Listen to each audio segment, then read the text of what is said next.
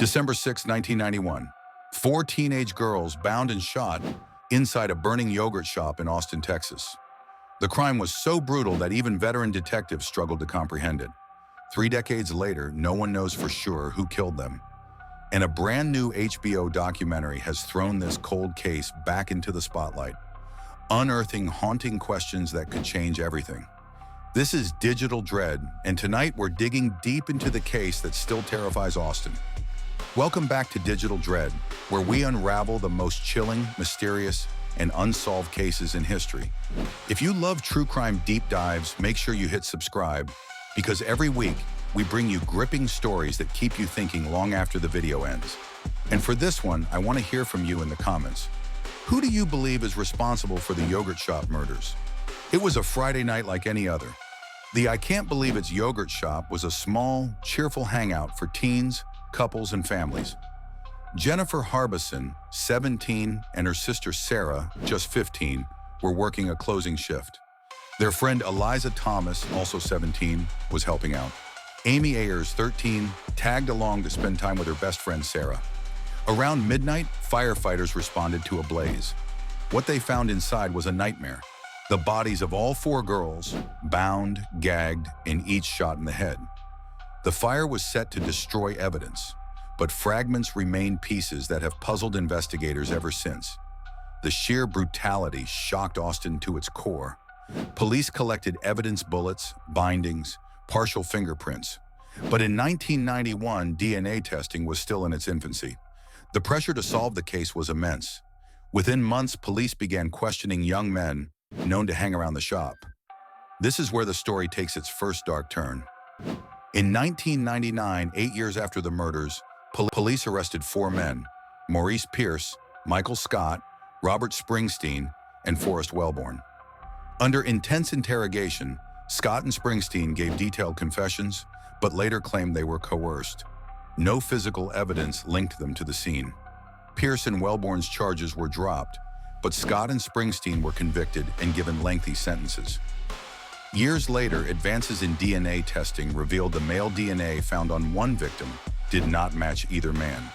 In 2009, both convictions were overturned. They were freed, but the case went cold again. Fast forward to today. HBO's The Yogurt Shop Murders has reignited interest, presenting chilling interviews, behind-the-scenes police files, and new theories.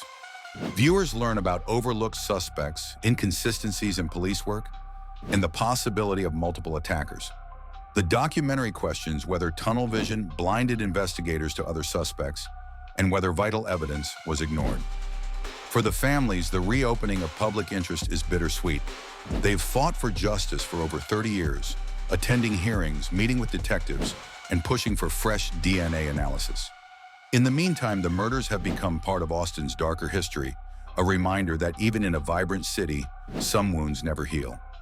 Some believe the killers were drifters passing through town. Others point to local teens with a history of petty crime and violence. A few even suspect organized crime. Each theory has holes, but the public fascination remains. And here's where I want your input. If you could re-interview one witness or suspect from this case, who would it be and why? Leave your theory in the comments. If you're still watching, I can tell you're as invested in this mystery as we are. Hit like so more true crime fans see this, and subscribe so you don't miss next week's deep dive. Today's forensic tools are light years ahead of 1991. Experts believe even the smallest preserved samples could yield results with modern DNA phenotyping, possibly identifying a suspect's appearance from genetic material. The challenge? Legal hurdles, chain of custody issues, and the degradation of old evidence. Still, public pressure is mounting, and in the wake of the HBO doc, the Austin Police Department says the case is active but sensitive. The yogurt shop murders remain one of America's most haunting unsolved crimes. 4 young lives stolen, a community scarred, and a truth that still hides in the shadows. Could the real killers still be alive?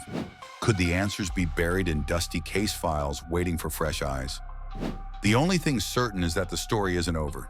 Thanks for watching Digital Dread. If you have your own theory, drop it in the comments. I read every single one. Don't forget to like, share, and subscribe so you're here for our next case. Until then, stay curious, stay safe, and never stop asking questions.